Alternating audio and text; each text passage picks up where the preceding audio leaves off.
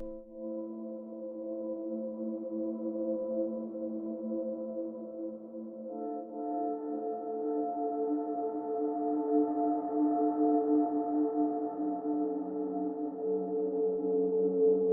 know, I used to think manifestation was just another buzzword, something you'd hear in yoga class or see plastered on motivational posters. Visualize it and it'll happen, they say. I'd always roll my eyes at such cliches. To me, it seemed like one of those feel-good myths people cling to when life feels out of control. But then one day, I found myself doing it, manifesting, without even realizing it. And it worked. Let me tell you a story. It was about 5 years ago. At the time, my life felt stuck in an endless loop. I worked a job that drained my energy, barely paid the bills, and offered no room for growth. Monday mornings felt like climbing uphill, and by Friday, I was too exhausted to enjoy the weekend. My dreams of a better career seemed like just that, dreams, distant and unattainable. One night, after a particularly frustrating day, I came across an article online about creating a vision board. At first, I dismissed it as nonsense. How could cutting out magazine pictures and pasting them onto a board possibly change anything? But as I scrolled through the comments, something caught my attention. People were sharing stories of how their vision boards had helped them achieve things they thought were impossible. One person had landed their dream home, another had found love, and yet another had started a thriving business. Desperation has a way of opening your mind to ideas you'd usually reject. That weekend, I sat down with an old corkboard, a stack of magazines, and a pair of scissors. At first, I felt silly, like a child doing a school project. But as I flipped through the pages, I began to feel a spark of excitement. I cut out pictures of sleek office spaces with modern furniture, photos of colleagues collaborating in bright, open workspaces, and even a mock paycheck with numbers that seemed almost absurdly high. I wrote a caption under these images. "This is my life." It felt bold and ridiculous, but also strangely empowering. Every morning I'd spend a few minutes staring at that board, imagining myself in that life. I pictured the office chair beneath me, the hum of productive conversations around me, and the satisfaction of knowing my work mattered. Doubts crept in, of course. I'd ask myself, am I wasting my time? Is this just wishful thinking? But something about the process made me feel grounded, like I was planting a seed for the future. As weeks turned into months, I noticed subtle changes in myself. I started paying more attention to job postings that aligned with my vision board. I revamped my resume, reached out to old colleagues, and even enrolled in a course to sharpen my skills. One day, a recruiter called. She said she'd seen my profile online and thought I'd be perfect for a position. When she described the role, I almost dropped the phone. It was exactly what I'd envisioned, down to the bright office space and collaborative team. The salary was even close to the mock paycheck I'd pinned on my board. When I finally walked into that office for my first day, it felt like stepping into a dream. The sleek desk, the friendly smiles, the sense of purpose. It was all there, just as I had imagined. I couldn't help but wonder, how did this happen? Or was it truly the universe answering my call? Or was it something else? At first, I chalked it up to magic. But as the days went on, the practical side of me couldn't stop questioning. Was this manifestation, or was it the result of my actions? Did staring at that vision board somehow align me with the opportunities I needed, or did it just make me more aware of them? This curiosity turned into an obsession. I began to explore what manifestation really is and why it seems to work for some people, but not for others. And as I dug deeper, I realized that the story of manifestation is much more complex than it seems at first glance. To understand manifestation, we need to unpack what it really means. The idea isn't new. For centuries, people have believed in the power of intention. But depending on who you ask, the mechanics of manifestation can vary wildly. Some see it as an energetic process, a mystical force where your thoughts emit vibrations, attracting similar energies back to you. Others believe it's rooted in psychology, a way to prime your mind to notice and act on opportunities. The scientific perspective is particularly fascinating. Neuroscience offers a practical explanation for why manifestation might feel so effective. It involves a part of the brain called the reticular activating system. This system acts as a filter for your attention, deciding what information is important and what can be ignored. Have you ever noticed how, after deciding on a specific car you want, that model seems to appear everywhere? That's your brain aligning your focus with your goals. In this light, manifestation isn't about the universe handing you what you want. Instead, it's about sharpening your focus so intensely that you begin to see paths and opportunities you might have missed otherwise. But let's not stop at science. Spiritual traditions offer their own take on manifestation. Consider the practice of prayer. For centuries, people have prayed for health, success, and happiness. Sometimes their prayers seem to work. Is that because of divine intervention, or is it because prayer helps people focus their intentions and channel their actions toward their desires? There's also the question of energy.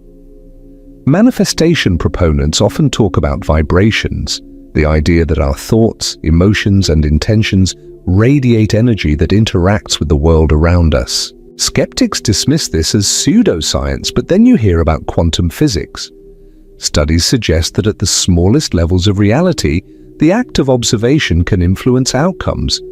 Could this mean that our consciousness has a role in shaping reality? Or is that stretching the evidence too far? I once shared my thoughts about manifestation with a friend whose name was Dolos Theos, an ordinary man who does 9 to 5 at a regular office in a marketing department.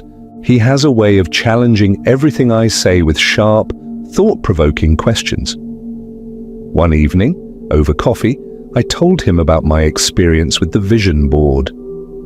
I expected him to laugh it off as some new age nonsense, but instead, he leaned forward, his eyes narrowing with curiosity, and asked, "What if manifestation works not because of the universe, but because it helps you believe in the possibility of what you want, and that belief changes how you act?" His question stayed with me. Belief, after all, is incredibly powerful. Think about it. Belief is what makes people take risks, push through failures, and keep striving for their goals. It's what drives athletes to train relentlessly for years in pursuit of a medal. It's what keeps inventors working on ideas that seem impossible until they succeed. But here's the twist. Belief isn't just about motivation. It also shapes how we perceive the world. When you truly believe something is possible, your brain starts noticing opportunities it might have ignored otherwise. It's like wearing a new pair of glasses that filter the world differently. Suddenly you see doors that were always there but had been invisible to you before. Take the example of entrepreneurs who've built successful businesses from scratch. They often talk about how they knew they would succeed, even when the odds were stacked against them. Did their unwavering belief create their success, or did it simply push them to notice and seize opportunities that others overlooked? But if manifestation is just about psychology, why do so many people describe it as something bigger, something almost mystical? That brings us back to the idea of energy.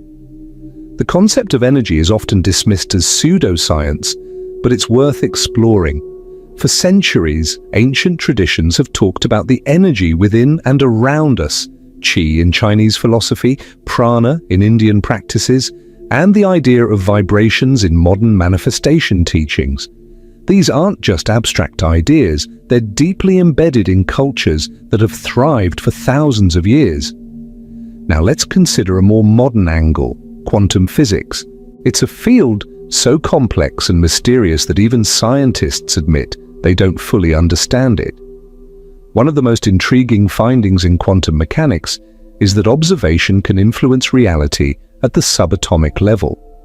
In experiments like the famous double-slit experiment, particles behave differently depending on whether they're being observed. When I first read about this, I couldn't help but wonder, could our thoughts and intentions act as a form of observation? Could the way we focus on something change its outcome, even in subtle ways? Of course, this idea stretches the boundaries of what we know, but isn't it fascinating to think about? Let's return to the psychologist's perspective for a moment. After our conversation, he shared an experiment with me.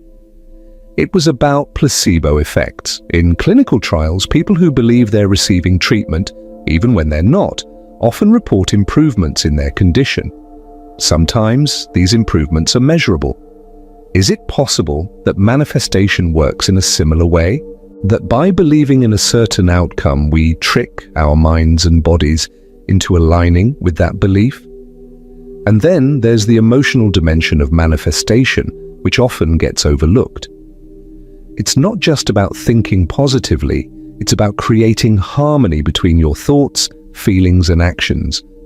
When those three elements are in sync, you create a sense of momentum that propels you forward. Let me give you an example. Imagine someone who dreams of becoming a writer. They think about it constantly, envisioning their name on book covers and imagining readers turning the pages of their work. That's the thought part. But if their feelings don't align, if they're plagued by self-doubt or fear of failure, they might sabotage themselves, never finishing a manuscript or submitting it for publication. Now let's add action to the mix. Suppose that person channels their thoughts and feelings into consistent effort. They write every day, improve their craft, and network with publishers. Slowly but surely their dream becomes a reality. Was it manifestation, or was it the result of clear intention, emotional alignment, and hard work? Here's where it gets tricky. While action is undeniably important, many manifestation teachings suggest that letting go is equally crucial. They talk about the idea of surrender, setting your intention, aligning your energy, and then trusting the process without clinging to the outcome. This idea reminds me of another concept my psychologist friend mentioned: cognitive dissonance. When your actions don't align with your beliefs, it creates discomfort that pushes you to make a change. Maybe manifestation works because it resolves that dissonance, aligning your actions with your intentions. But what about the moments when manifestation seems to work without any obvious effort? Stories abound of people thinking about something they want, and it suddenly appears in their lives. Coincidence? Or is there something deeper at play? One of the most intriguing possibilities is that manifestation taps into a larger system we don't fully understand, a system where consciousness, energy, and reality interact in ways science has yet to explain. Ultimately, the question remains: is manifestation a psychological tool, a spiritual practice, or a combination of both? And does it even matter as long as it brings results? What do you think? Could belief, energy, and focus together hold the power to shape reality? Or are we simply seeing patterns in randomness, assigning meaning to events that might otherwise seem ordinary? So, after all this exploration, what can we truly take away from the idea of manifestation? Is it simply a psychological tool, a way of training our brains to focus on what we want? Or is there something deeper happening, something we can't quite explain yet? Let's revisit the story I started with, the dream job, the vision board, the unwavering belief that it would happen. When I got that job, it felt surreal, like stepping into a dream I'd already lived 1,000 times in my mind. At first, I wanted to believe it was magic, a gift from the universe. But as the years passed, I couldn't shake the question: was it really the universe conspiring in my favor? Or was it me, my focus, my belief, my actions that made it happen? The more I thought about it, the more I realized that manifestation at its core is about intention. Setting a clear intention changes something within you. It shifts your focus, your energy, and your actions in ways that align with your goals. But here's the catch.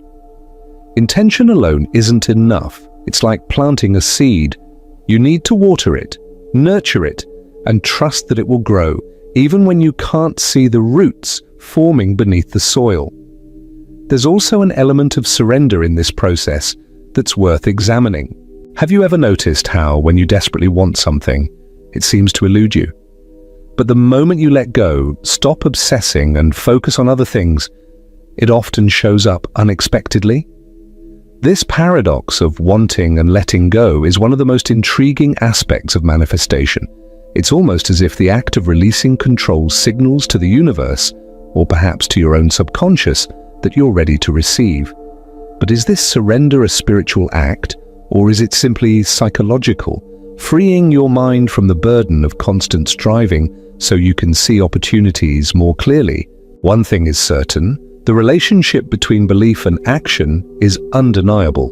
When you believe something is possible, it changes how you approach the world. It's like walking through a forest. If you believe there's a path ahead, you'll keep searching for it, even when the way forward seems blocked. But if you don't believe it, you might turn back at the first obstacle, missing the path entirely. This interplay of belief, action, and surrender is where manifestation seems to derive its power. But what about the concept of energy?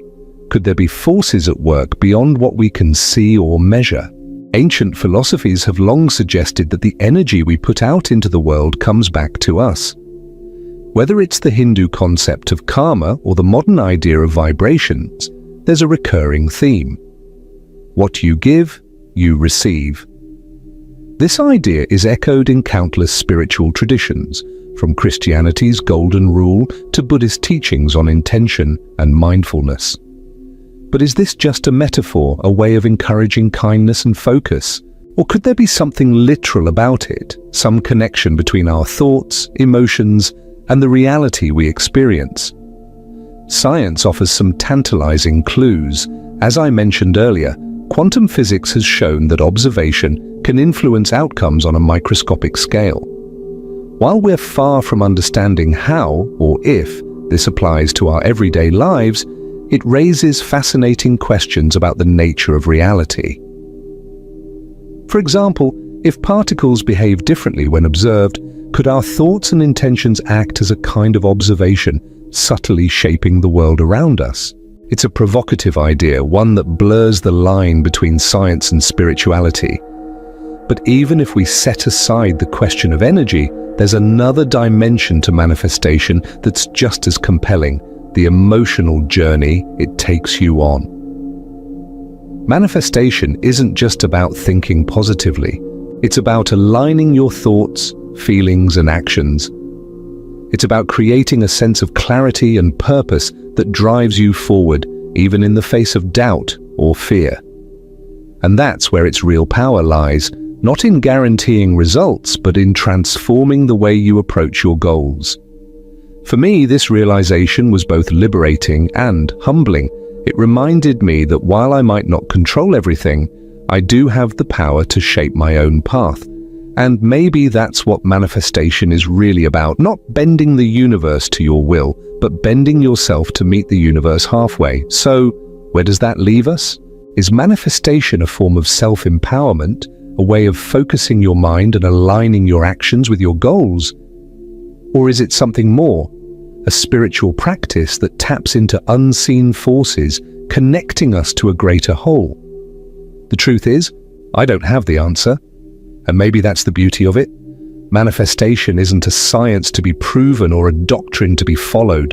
It's a personal journey, one that's shaped by your beliefs, your experiences, and your willingness to dream. What I do know is this: setting an intention changes something. It changes how you think, how you act, and how you see the world. Whether that change comes from within or from some universal force, it has the power to shape your life in ways you might not expect. And perhaps the most important question isn't how manifestation works, but why it works for you. If it helps you find clarity, take action, and stay hopeful, in the face of uncertainty. Isn't that enough? Back when I first started manifesting, I thought it was about control, about making the universe deliver what I wanted. Now, I see it differently. It's not about control or certainty, it's about trust. Trusting yourself, trusting the process, and trusting that whatever happens, you'll find a way forward. So, what do you think? Is manifestation a tool for self-discovery, a way to align with the universe, or simply a reflection of effort and luck? Whatever your answer, one thing is clear: the act of dreaming, believing, and striving has a magic all its own. I'd love to hear your stories. Have you ever tried manifesting something?